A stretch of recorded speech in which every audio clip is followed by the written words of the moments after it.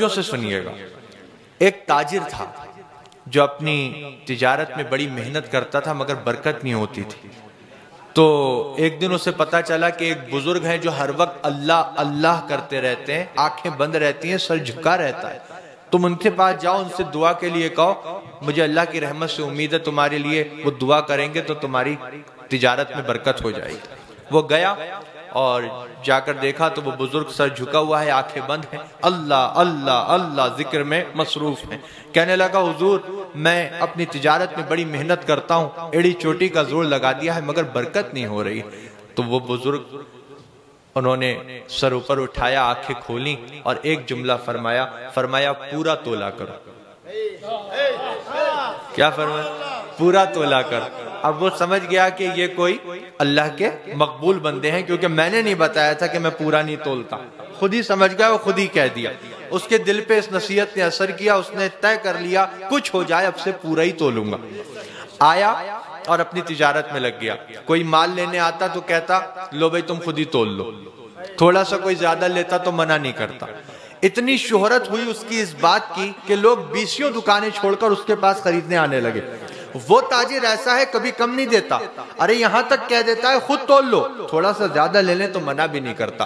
20 دکانیں چھوڑ کر لوگ اس کے پاس سامان لینے آنے لگے. اتنی برکت ہوئی کہ تولنے والے جو بٹ ہوتے ہیں وہ بھی اس نے سونے کے بنوا لی.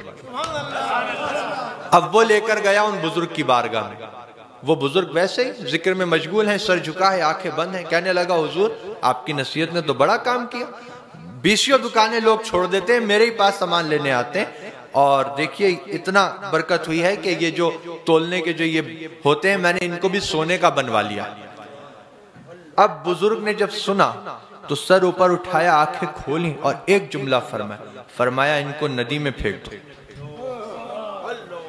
ان کو ندی میں پھینک. سونے کے تھے لیکن وہ جانتا تھا ملے انہی کی نصیحت سے.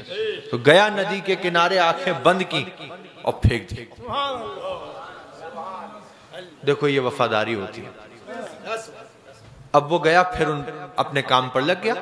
اب چند دن کے بعد ندی کے کنارے سے ایک قافلہ گزر رہا تھا جو اسی کے پاس سامان لینے آ رہا تھا. ان کے پیروں میں کچھ آیا تو دیکھا اٹھا کے تو وہی سونے کے بٹ.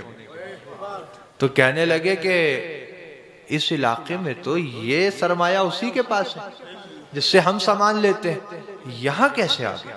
چلو بہت اچھا آدمی ہے, دے دیتے. دیکھو وہ لے کر گئے اس کے پاس, اس نے دیکھا, کہا یہ تمہارے ہیں؟ کہا میرے. تمہیں کہاں ملے؟ کہا ندی کے کنارے پر. کیسے پہنچے؟ کہا وہ بعد میں بتاؤں گا, پہلے مجھے دو, مجھے ذرا جانا ہے. کہا کہاں جانا ہے؟ کہا دو ذرا بہت ضروری کام, بیٹھو ابھی آتا ہوں. گیا لے کر بزرگ کی بارگاہ. کہا حضور کوئی سی قسم لے لیجئے, کیسی ہی بات کہلوا لیجئے, میں سچ کہہ رہا ہوں.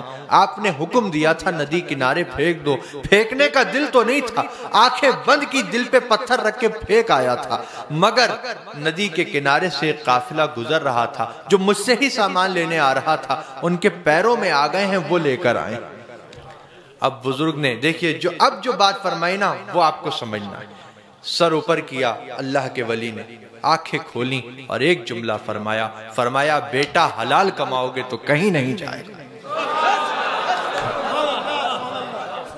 حلال کماؤ گے تو کہیں نہیں جائے گا, ندی میں بھی جائے گا تو تمہارے پاس بھیج دیا جائے گا. اللہ تعالی ہمارے رزق حلال میں خوب برکتیں عطا فرمائے.